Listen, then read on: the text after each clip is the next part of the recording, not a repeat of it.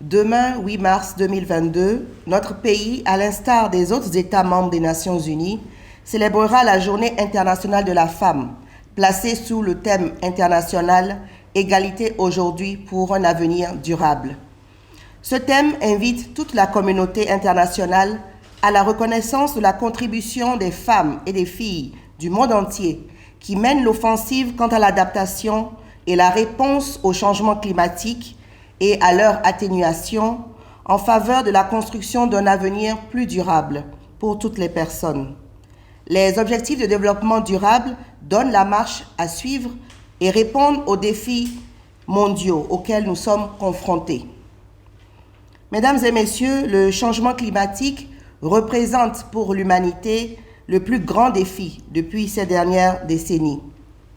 Le 6e rapport du groupe d'experts intergouvernemental sur le climat, publié le 28 février dernier,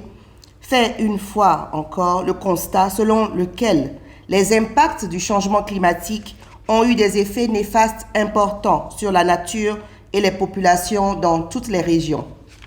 Ce rapport précise que les effets affectent particulièrement les personnes les plus vulnérables et les mesures d'adaptation sont loin d'être suffisantes. Il est une fois encore démontré que le rapport des hommes et des femmes à l'environnement est différent et les changements environnementaux ont des impacts variés sur leur vie.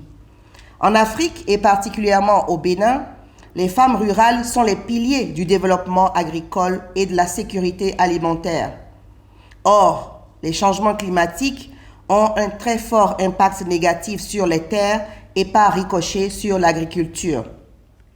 Ainsi, les femmes, de par leur forte présence dans le secteur agricole, qui contribue à plus de 70% de leurs revenus, sont plus affectées par la pauvreté parce que vulnérables aux effets du changement climatique et aux risques de catastrophes. Mesdames et messieurs, chers compatriotes, si des efforts réels ont été faits par le gouvernement du président Patrice Talon, grâce à qui la femme béninoise reçoit aujourd'hui ses lettres de noblesse dans notre société, il n'en demeure pas moins que l'égalité réelle reste à atteindre dans certains domaines. Dans notre pays, la majorité des catastrophes entraînent un fardeau supplémentaire pour les femmes et les filles qui doivent assumer un travail non rémunéré, par exemple administrer des soins, approvisionner le foyer en eau, en nourriture. Ce sont des moments où elles sont également exposées aux violences à leur égard. Il est donc important d'appeler la mobilisation de toutes les forces de la nation afin de soutenir le gouvernement dans sa vision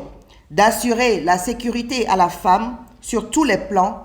et que les pratiques socio-culturelles néfastes cessent d'être perpétrées à l'encontre de nos filles et de nos femmes pour leur permettre d'exprimer leur plein potentiel dans tous les domaines et particulièrement au cours de cette année dans le domaine de la protection de l'environnement et de la réduction des risques de catastrophes.